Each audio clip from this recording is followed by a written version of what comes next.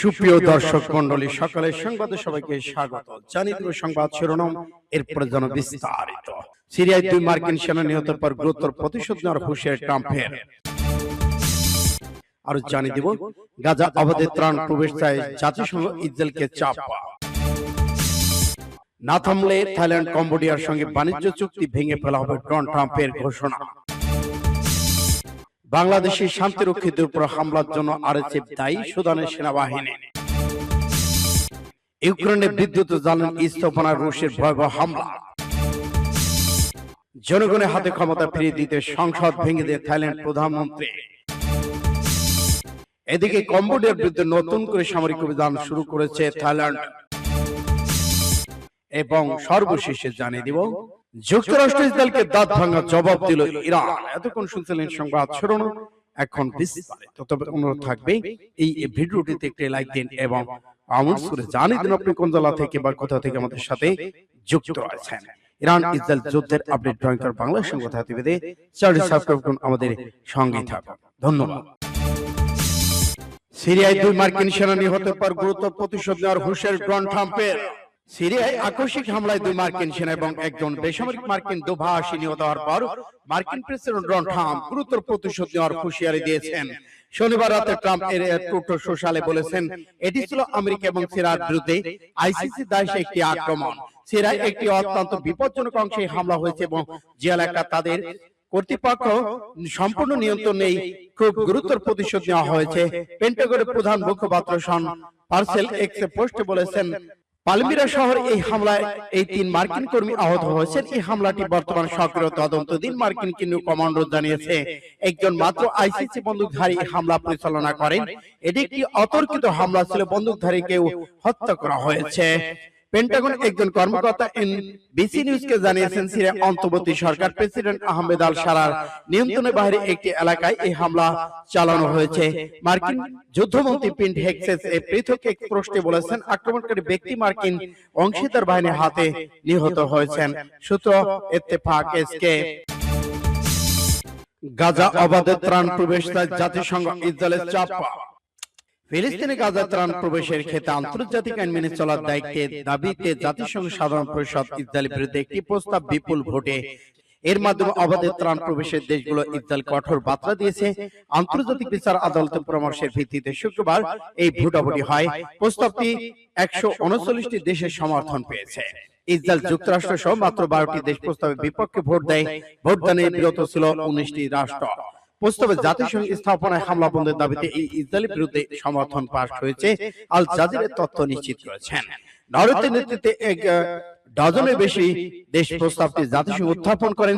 প্রস্তাবটি এমন সময় পাশ হলো যখন ইসরায়েলি সেনাবাহিনী গাজার মধ্যে তথাকথিত হলুদ রেখার নামে নতুন সীমান্ত স্থাপন করেছেন। তারা এই সীমান্ত ক্রমেই গাজা অভ্যন্তরে বাড়ি দিয়েছে। ফলে নতুন করে বাস্তুচ্যুত হচ্ছে বাসিন্দা খসড়া উপস্থাপন করে জাতিসংঘ নরওয়ে স্থায়ী প্রতিনিধি মেরিট প্লেস এবং বেস্টেটেড সতর্ক করে 3 দশকের মধ্যে 2024 সাল সবচেয়ে সহিংস বছর। 2020 সাল একই রকম সহিংস হয়ে ওঠে। এসবের মূল রয়েছে গাজা ইসরায়েলি আগ্রাসন।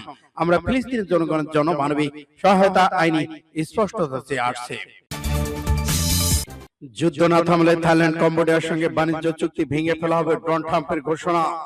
মার্কিন প্রেসিডেন্ট ডোনাল্ড ট্রাম্প থাইল্যান্ড কম্বোডিয়াকে কঠোর হুঁশিয়ারি দিয়েছেন। তিনি বলেছেন, যদি তারা শত্রুতা বন্ধ না করে তবে তাদের সঙ্গে বাণিজ্য চুক্তি ভেঙে ফেলা হবে এবং নতুন করে আরো আশঙ্কা আরোপ করা হবে। দ্য ওয়াল স্ট্রিটে চুক্তি ভেঙে ফেলা হবে এবং নতুন করে আরো আশঙ্কা দেখা দিয়েছে। দ্য ওয়াল স্ট্রিট জার্নালকে দেওয়া সাক্ষাৎকারে তিনি একথা জানিয়েছেন। সাক্ষাৎকারে ট্রাম্প সাংবাদিকদের বলেন, আপনার আসার ঠিক 10 মিনিট আগে থাইল্যান্ড এবং কম্বোডিয়ার সঙ্গে নতুন উত্তেজনা নিরসনের জন্য আমি শুল্ক হাতিয়ার হিসেবে ব্যবহার করেছি। তিনি বলেন, আমি তাদের বলছি, যদি তোমাদের যুদ্ধ চলে তাহলে আমি কেবল আমাদের বাণিজ্য চুক্তি ভেঙে ফেলবো না, বরং তোমাদের দেশের উপর শুল্ক আরোপ করব। তিনি আর বলেছেন, আমি ছাড়া আর কেউ এসব করতে পারবে না। এর আগে শুক্রবার ট্রাম্প বলেছিলেন, তিনি থাইল্যান্ড কম্বোডিয়া প্রধানমন্ত্রীদের সঙ্গে ফোনে কথা বলেছেন এবং দুই নেতা 24 ঘন্টার মধ্যে শত্রুতা বন্ধ করে শান্তি চুক্তি বাস্তবায়নে ফিরে যেতে সম্মত হয়েছেন। তবে এর পরেও লড়াই অব্যাহত রয়েছে। সূত্র ইন্ডিয়া টুডে। বাংলাদেশের শান্তিরক্ষীদের উপর হামলার জন্য আরএসএফ দায়ী। সুদানের সেনাবাহিনী জানিয়েছে বাংলাদেশ শান্তিরক্ষীদের উপর ড্রোন হামলার ঘটনায় বিদ্রোহী র্যাপিড সাপোর্ট ফোর্সের শনিবার এই হামলায় অন্তত 6 জন সেনা নিহত এবং 8 জন আহত হয়েছেন। সুদানের সেনাবাহিনী বলেছেন ওই ঘটনা বিদ্রোহী মিলিশিয়া এবং তাদের পিছনে থাকা ব্যক্তিদের ধ্বংসাত্মক দৃষ্টিভঙ্গিকে স্পষ্টভাবে প্রকাশ করেছেন। সুদানের সেনাবাহিনী এবং আরএসএফ বিদ্রোহীদের মধ্যে দীর্ঘস্থায়ী সংঘাতের মধ্যে হামলার ঘটনা ঘটল 2023 সালে এপ্রিল থেকে শুরু হওয়া এই গৃহযুদ্ধ দেশটিকে মানবিক বিপর্যয়ের মুখে ঠেলে দিয়েছিল। সেনাবাহিনী আরএসএফ এর মধ্যে ক্ষমতাধর দ্বন্দ্বের দেশটিতে এমন এক পর্যায়ে 1,50,000-এর বেশি মানুষ নিহত এবং 1,20,00,000-এরও বেশি মানুষ বাস্তুচ্যুত হয়েছে। জাতিসংঘ এটিকে বিশ্বের সবচেয়ে বড় মানবিক সংকট বলে বর্ণনা করেছেন। সাম্প্রতিক সময় আল ফাশের শহরে হামলা চালিয়েছে হাজার হাজার মানুষ হত্যা করে আরএসএফ এর যোদ্ধা। শহরটি পতনের পর দেশটি নতুন ভাবে বিভাজন স্পষ্ট হয়েছে। পশ্চিম সুদান দক্ষিণের ফোরদুফান প্রদেশে বেশিরভাগ এখন আরএসএফ এর নিয়ন্ত্রণে। অন্যদিকে সেনাবাহিনীর রাজধানী খার্তুমের মধ্য পূর্বাঞ্চল সহ রেড সি উপকূলীয় অঞ্চলগুলো ধরে রেখেছেন। সূত্র ইত্তেফাক। এদিকে ইউক্রেনের বিদ্যুৎ ও জ্বালানি স্থাপনায় ভয়াবহ হামলা। রাশিয়ার ড্রোন মিসাইলে হামলার শিকার হয়েছে ইউক্রেনের অন্তত 6টি অঞ্চলের জ্বালানি স্থাপনা। রাতভর পরিচালিত এই হামলায় বিদ্যুৎ শিল্প খাতের বিভিন্ন স্থাপনায় ক্ষতিগ্রস্ত হওয়ার দেশটি একে মিলিয়নের বেশি পরিবার বিদ্যুৎহীন হয়ে পড়েছেন। রোববার এক প্রতিবেদনে মার্কিন সংবাদ মাধ্যম সিএনএন এই তথ্য নিশ্চিত করেছেন। স্থানীয় সময় শনিবার 13 ডিসেম্বর ইউক্রেনের জ্বালানি স্থাপনা শিল্প কারখানা টার্গেট করে 450 বেশি ড্রোন অন্তত 30টি মিসাইল ছুড়েছে রাশিয়া। টেলিগ্রামে এই বিষয়টি নিশ্চিত করেছেন ইউক্রেন প্রেসিডেন্ট ভ্লাদিমির জেলেনস্কি। হামলার ফলে বন্ধ হয়ে গেছে ইউক্রেনের ওডেসা, চার্নিহিভ, খেরসন, নিপ্রোপেভস্ক এবং মাইকোলাইভ অঞ্চলে বিদ্যুৎ সরবরাহ। ক্ষতিগ্রস্ত হয়েছে আশপাশের এলাকাগুলো। দীর্ঘ সময় চেষ্টার পর মাইকোলাইভের আশপাশে এলাকাগুলো আংশিকভাবে বিদ্যুৎ পুনঃ সরবরাহ করতে সক্ষম হলেও কর্তৃপক্ষ পরিস্থিতি নিয়ন্ত্রণ চলছে তৎপরতা। যুদ্ধ শুরুর পর থেকে ইউক্রেনের বিদ্যুৎ জ্বালানি অবকাঠামো রুশ হামলা প্রধান লক্ষ্য হয়েছে ওঠে। তবে আবার শীতল হতে শুরু করায় সাম্প্রতিক সপ্তাহগুলোতে এসব হামলায় মাত্রা আরো বাড়িয়ে দিয়েছে। বিদ্যুৎ না থাকায় সৃষ্টি হয়েছে তীব্র পানি সংকট ও তাপ সংকট। সূত্র জনগণের হাতে ক্ষমতা ফিরিয়ে দিতে সংসদ ভেঙে দিল থাই প্রধানমন্ত্রী।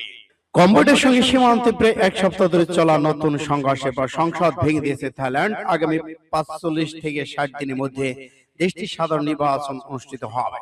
শুক্রবার প্রকাশিত এক রাজকীয় ডিক্রিতে প্রধানমন্ত্রী অনুচিত ভিরাকুল জানিয়েছে 3 মাস আগে তার সংখ্যালঘু সরকার ক্ষমতায় আসার পর থেকে সীমান্তে প্রাণঘাতী সংঘর্ষ নানা চ্যালেঞ্জ মোকাবেলা করে আসছেন। উপযুক্ত সমাধান হলো সংসদ ভেঙে দেওয়া, যা হবে জনগণের কাছে রাজনৈতিক ক্ষমতা ফিরিয়ে দেওয়ার একটি উপায়, বলেন তিনি। ব্যবসায়ী থেকে রাজনীতিতে হওয়া 2023 সালে আগস্টের পর থেকে থাইল্যান্ডের 3য় প্রধানমন্ত্রী। সেপ্টেম্বর মাসে তিনি যখন ক্ষমতায় আসেন তখনই জানুয়ারি শেষ নাগাদ সংসদ ভেঙে দেওয়ার প্রতিশ্রুতি দিয়েছিলেন। সূত্র ফাস্ট টুডে। কম্বোডিয়ার বিরুদ্ধে নতুন করে সামরিক অভিযান শুরু থাইল্যান্ডের সেনাবাহিনী কম্বোডিয়ার বিরুদ্ধে নতুন করে আবারও অভিযান শুরু করেছেন। দুই দেশের মধ্যে লড়াই বন্ধে যুক্তরাষ্ট্রের প্রেসিডেন্ট ডোনাল্ড ট্রাম্প সক্রিয় মধ্যস্থতাকারীদের প্রচেষ্টার মধ্যে আজ রোববার এই অভিযান আবার শুরু হয়েছে। থাইল্যান্ড বলেছে তাদের সার্বভৌম অঞ্চল পুনরুদ্ধারের জন্য এই অভিযান চালানো হচ্ছে। আজ উপকূলীয় ত্রাণ প্রদেশের কারফিউ ঘোষণা করেছে তারা। আগের দিন গতকাল শনিবার থাইল্যান্ডের সঙ্গে সব সীমান্ত পারাপার বন্ধ করার ঘোষণা দেয় কম্বোডিয়া। এরপর দিনই দক্ষিণ পূর্ব এশিয়া দেশ দুটির মধ্যে নতুন করে সহিংসতা শুরু হয়েছে। থাইল্যান্ডের নৌবাহিনী মুখপাত্র রিয়ার অ্যাডমিরাল পালচো ভারতীয় সংবাদপত্র মাজিচন অনলাইনে প্রতিবেদনে বলা হয়, থাইল্যান্ড বাহিনী ত্রাণ উপকূলীয় প্রদেশে একটি এলাকায় থাইল্যান্ডের সার্বভৌম অঞ্চল পুনরুদ্ধার করতে সামরিক অভিযান শুরু করেছেন। ঔপনিবেশিক যুগের সীমান্ত সংক্রান্ত দীর্ঘ বিরোধ থেকে সম্প্রতি দুই দেশের মধ্যে সংঘাতের সূচনা হয়। এই লড়াই এক পর্যন্ত অন্তত 25 জন সেনা সাধারণ নাগরিক নিহত হয়েছেন। বাস্তুচ্যুত হয়েছেন দুই দেশের 5 লাখেরও বেশি মানুষ। থাইল্যান্ড কম্বোডিয়ার মধ্যে 800 কিলোমিটার দীর্ঘ সীমান্ত রয়েছে। থাইল্যান্ড নৌবাহিনী মুখপাত্র রিয়ার অ্যাডমিরাল পালচো সংবাদপত্রে এক তথ্য নিশ্চিত করেছেন। সূত্র ইন্ডিয়া টুডে। যুক্তরাষ্ট্র ইসরায়েলকে দাঁত ভাঙা জবাব দেওয়া হবে, খামেনির ঘোষণা। ইরানের সর্বোচ্চ নেতা আয়াতুল্লাহ আলী খামেনি সতর্ক করে বলেছেন, বর্বরতার জন্য যুক্তরাষ্ট্র ইসরায়েলকে অবশ্যই কঠোর জবাব পাবে। সম্প্রতি ইরান সহ ইরানের বেশ কয়েকটি প্রদেশের সামরিক স্থাপনা হামলা চালিয়েছে ইসরায়েল। আশঙ্কা করেছে ইরান পাল্টা হামলার প্রস্তুতি নিচ্ছে। খামেনি বলেন, ইরান অন্যান্য প্রতিরোধ আন্দোলন গুলোর সঙ্গে যা করা হচ্ছে তার জন্য যুক্তরাষ্ট্র ইসরায়েল অবশ্যই দাঁত ভাঙা জবাব পাবে। খামেনি আরো বলেন, এটা শুধু প্রতিশোধের বিষয় নয়, যুক্তিসঙ্গত পদক্ষেপ যা ধর্মনীতি, শরিয়া, আন্তর্জাতিক আইনের সঙ্গে সম্পর্কিত। এর আগে ইসরায়েলের বিরুদ্ধে প্রতিশোধমূলক হামলা প্রস্তুতি নেওয়ার নির্দেশ দেন খামেনি।